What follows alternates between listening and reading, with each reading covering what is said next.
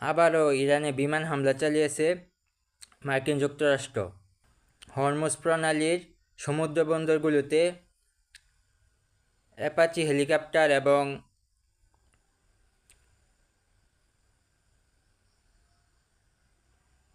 Destroyer দিয়ে হামলা চালায়। এই আমেরিকার সাথে হরমুজ প্রণালীতে ইরানের বোটগুলো লক্ষ্য করে আমেরিকার গোলাগুলি চলতে থাকে। আমেরিকা তার 3টি ডেস্ট্রয়ার নিয়ে হরমুজ প্রণালী দিয়ে যাওয়ার সময় ইরানের ছোট বোটগুলো আমেরিকার ডেস্ট্রয়ারগুলোকে লক্ষ্য করে সম্ভবত গুলি ছোড়ে, আর এতে করেই ক্ষিপ্ত হয়ে ইরানের ছোট বোটগুলোতে হামলা চালায় America. .50 calibre machine gun use করে, এরপর হেলফায়ার মিসাইল অ্যাপাচি হেলিকপ্টার থেকে লক্ষ্য করে ইরানের উপর হামলা চালায়। ইরানও জবাবে পাল্টা হামলা চালায়। তারা ড্রোন এবং মিসাইল দিয়ে আমেরিকার ডেস্ট্রয়ার লক্ষ্য করে হামলা চালায়।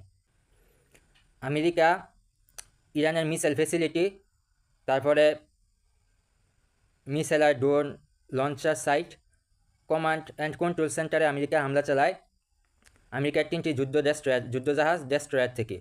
সেন্ট্রাল কমান্ড আরও জানায় যে ইরানিয়ান অ্যাটাকের তাদের ডেস্ট্রয়ারের খুব বেশি ড্যামেজ হয়নি।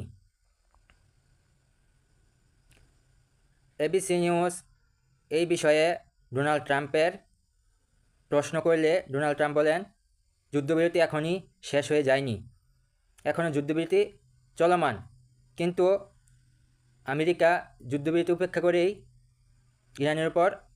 ইরানের ছোট বোটগুলোর উপর বিমান হামলা, হেলিকপ্টার দিয়ে হামলা চালায়। পরবর্তীতে আমেরিকার প্রেসিডেন্ট ডোনাল্ড ট্রাম্প তার ট্রুথ সোশ্যাল অ্যাকাউন্টে লেখেন যে Iranian small boats were completely destroyed, অর্থাৎ তিনি তার কমান্ডের অধীনে আমেরিকা ইরানের ছোটো ছোটো বোটগুলোকে আক্রমণ করে ধ্বংস করে ফেলে, আর আমেরিকা ইরানের মিসাইলগুলোও ধ্বংস করে ফেলে।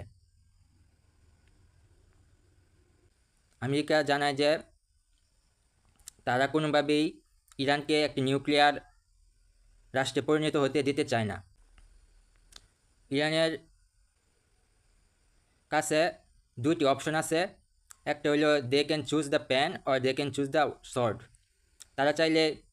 ইরান চাইলে কলমের মাধ্যমে আমেরিকার সাথে চুক্তি করে একটি সমস্যার সমাধানের দিকে যেতে পারে, আবার ইরান চাইলে হাতে তলোয়ার নিয়েও আমেরিকার সাথে যুদ্ধ করে যেতে পারে। এখন ইরান কোন ভাই যাবে এটা ইরানই জানে।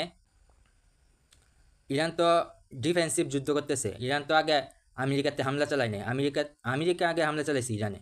সুতরাং এটা আমেরিকা ডিফেন্সিভ বললেই তো হলো না, এটা হলো একটা অফেন্সিভ ওয়ার, যে যুদ্ধ আমেরিকা ইরানের উপর চাপিয়ে দিয়েছে।